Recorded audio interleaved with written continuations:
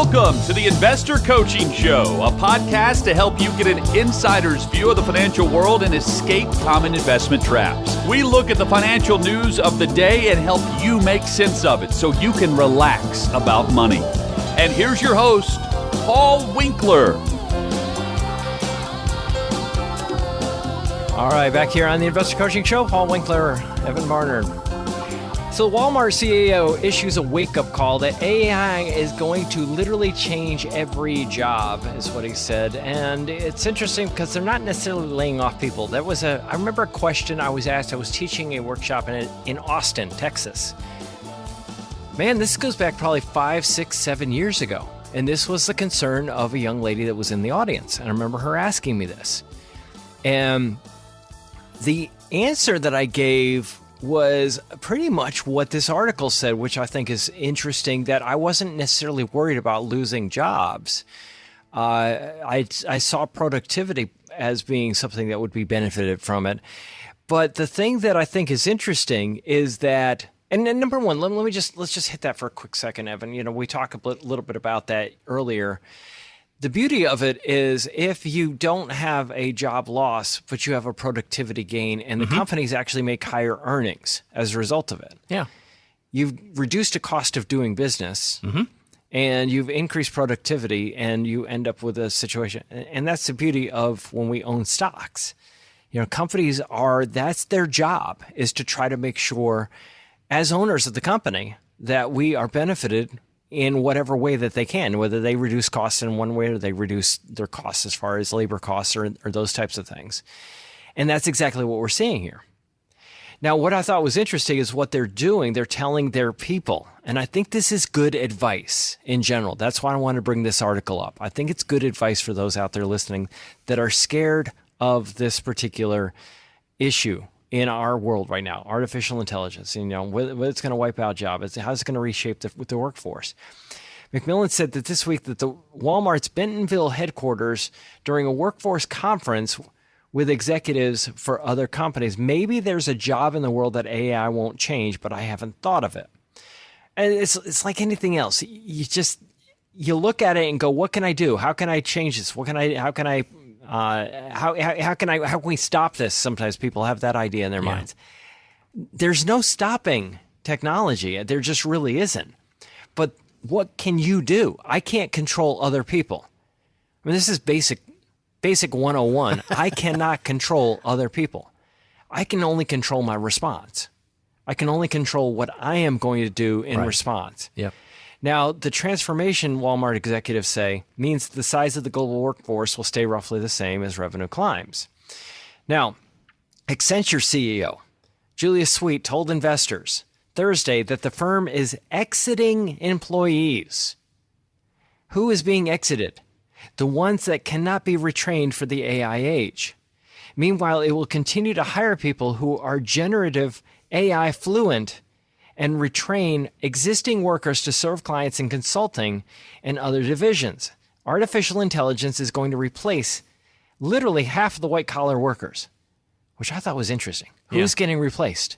Right. Middle management. Yeah, middle management. And who is going to be okay?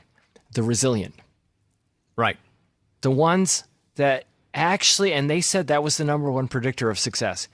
Though there's plenty of anxiety among the workers and leaders. Many executives say the U.S. labor market remains healthy and they don't anticipate widespread unemployment due to AI. I think the history of technology innovation is that people have reskilled and have found gainful employment in other aspects of the economy, says Joe Beretta, global head of Blackstone's private equity business. Omri Yof, CEO of Vi, a roughly 115-person AI company that focuses on healthcare, recently told employees, and this is what I thought was really good advice, that they need to think of the current moment almost in Darwinian terms. And I hate Darwin. Evolution. From Good to You by Way to the Zoo. But anyway, this is my little pet peeve. Thermodynamics. Be darned. So they fail to evolve. If you don't know what I'm talking about, don't worry. Those who fail to evolve, learn new skills, and create higher value roles for themselves might be left behind. I'm telling them, guys, you're going to stay here, but you need to be the change agent. You need to be the change agent.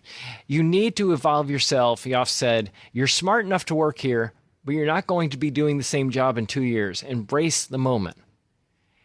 Embrace it. Look at it and go, how can I use this to make my life easier? Because that's kind of how I look at it. I'm just going to transparency. My wife and I are looking at something. We're reading a piece of language in a contract this morning. And I said to her, she goes, what does this mean? I said, you know what you could do? You could take that verbiage, drop it in an AI, and say, explain this in layman's terms. Yeah. You could actually take something you're thinking about. Somebody was talking about a book. I can't remember. Somebody had written this book, blah, blah, blah, and it had this, and I can remember this person was in it. Ask AI about this person that was in a book. No, it wasn't a book. It was a movie.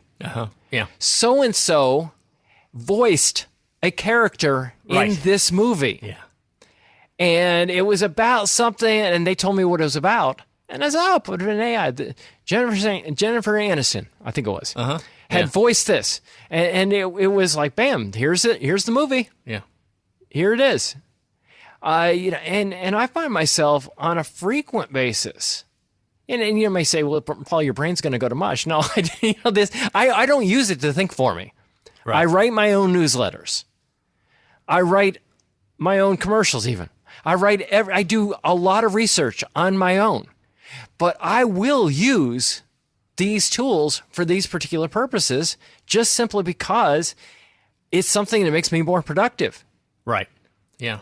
And I'm dealing with something with I would change phones this week.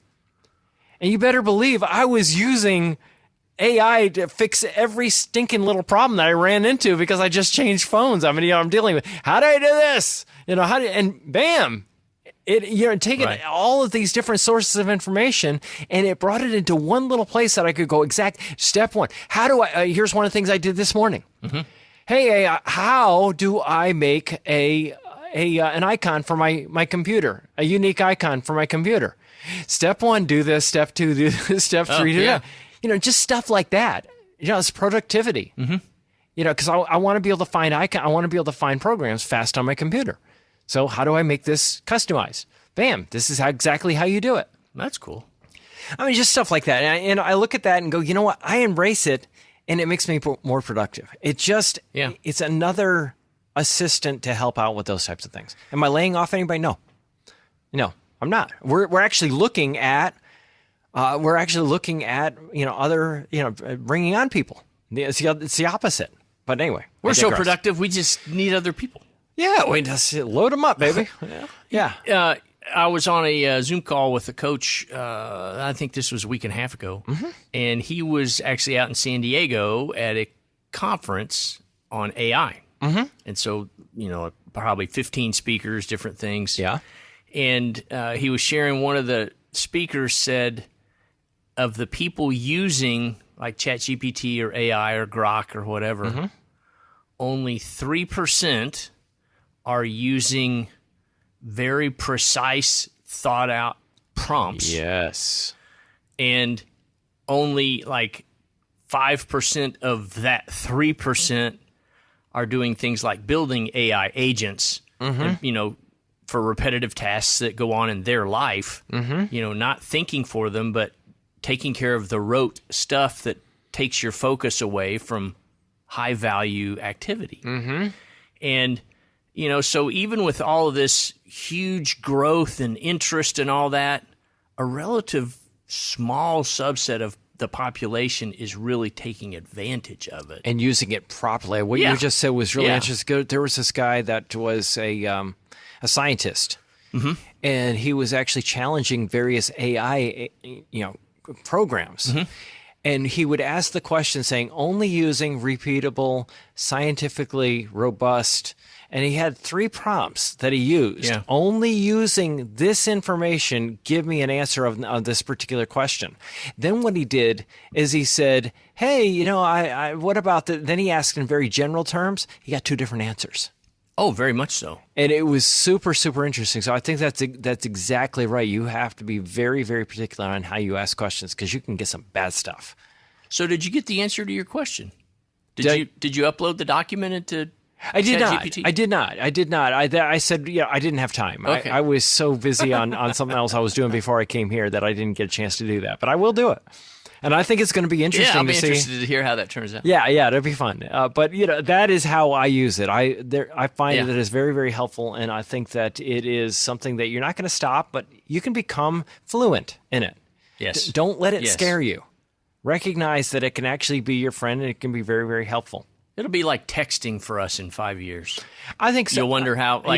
How'd you ever get along? I don't remember not ever using AI. Oh, I know. You think about it. We've had AI for who used to call up an operator and say, "Hey, can you find me information on this thing?" For those of you old enough to know what I'm talking about, you call up an operator. You needed information. They ran back and they were looking through Encyclopedia Britannicas in the back room or something like that, and pulling your information for you. Desk set, I think. I don't remember what it was. There's a good Spencer Tracy, Katharine Hepburn movie about that. It's a fantastic movie. Really? Yeah. Yeah, see, that sometimes I miss out when I don't watch movies. But anyway. Hey, just a note to you podcast folks, we just came out with a retirement income guide, and I'm super excited about this. There are all kinds of myths about taking income in retirement. People worry about running out of money, and rightfully so, because a lot of these myths can actually cause that.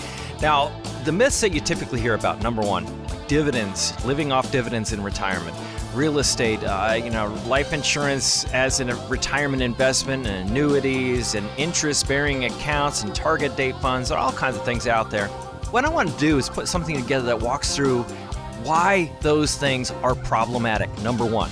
Number two, the other thing that I wanted to do is walk through the evidence-based research on taking income in retirement. And we got a ton of data going all the way back to 1900. What's the logic behind it? And it's intensely logical. So we put that together, and all you have to do to download that, making it super simple, just go to paulwinkler.com/relax, and you can actually get into that very easily right there. So I would urge you to do that. Check it out, because I think you're going to really like it. paulwinkler.com/relax. Saying goodbye to Wall Street Journal's Jonathan Clements. Oh. Yes. Oh, he's been dealing with cancer, right? Yes. Yeah. And he passed away. Oh, I didn't see that. Yeah, he did. Jason Zweig wrote about it. And, for me, this is a big deal because I used to use, in the early days of this show, I would use his articles all the time because I just loved what he was doing. Yeah. He says, Jason Zweig says, fellow investors, I've just lost a friend and so have you. Jonathan Clements, Wall Street Journal's longtime peerless personal finance columnist, died of cancer on Sunday. He was 62. Way too young. He and I became friends in the third week of March 1987. In his nearly 2 decades at the Journal, Jonathan wrote more than 1,000 columns in which he crusaded against high fees, lousy financial advice, and mediocre investment management, and explored even bigger topics. That was it. So I loved him because he was just right on. He was a thinker. He was a thinker. He wasn't just going out there and just parroting garbage. Lots of people who write about investing boast of their honesty, but nobody but Jonathan would have dared to write something as honest as this. Think you're immune to confirmation bias? I love this. You're looking for what's confirmation bias. You're looking for things to confirm what you already believe, right? That's basically what confirmation bias is. If you're a regular reader of this column, ask yourself this question. Why do you keep reading my articles? I thought that was so funny. Yeah, it's right, because you want to confirm. I want to know that I'm doing what's rational. And I will look for things that confirm what I believe. And he was just honest about that. You don't read my columns because they open your eyes to the financial world. Instead, you read them because they confirm what you already believe. And that is something I made a point about all the time. And really, when somebody meets with us, what's the first thing we do, Evan? What are the rules of investing? Right. Yeah. What are the rules of investing? Buy low, sell high. Buy and hang on to things. Don't time the market. Don't stock pick. Bonds are there for stability, for safety. You know the rules of investing. Why is it that so often the way we approach investing is just dysfunctional? So that's literally it. It's we look for, and that's what I think that the appeal has been for people like Jonathan Clements. It's just he basically told people what they already sort of knew in their heads was the truth. He said, fortunately, Jonathan did have the truth on his side. He knew from painstaking reporting and exhaustive research that the claims were central to the financial industry in the 1990s and 2000s were not only bogus, but they were bad for investors. What was being sold to people back then? And still, I would argue, still being sold to investors today. Newsletters and market timing services can beat the market was one of the points that was made here. Mm-hmm. It doesn't work. And yet how many people look at this newsletter telling them what's going to happen in the stock market next? Right. And market timing. Where are things going to go? What's going to happen next? Hey, what's Putin? What's he doing? What's Putin? What's just China? How's China going to affect the stock market? Another thing that he would teach: high cost annuities are the key to a safe retirement. And he would go, "That's stupid. No. Thank you, Jonathan Clements, for pointing that out. No, it is not." But yet, I don't know of very many firms at all. Period. End of sentence. And I look at their ADVs. I don't know of hardly any that don't sell them. Yeah. And basically that's how they're sold. They're a key to a safe retirement. It's being even taught in the financial industry by people that have to get degrees. And they're really light on the research when it comes down. But they're teaching financial. Why do they teach financial advisors that? Because the financial advisors are sent by the investment industry, and the investment industry would not go and send their people to these colleges. And I'm a big fan of the financial planning degrees.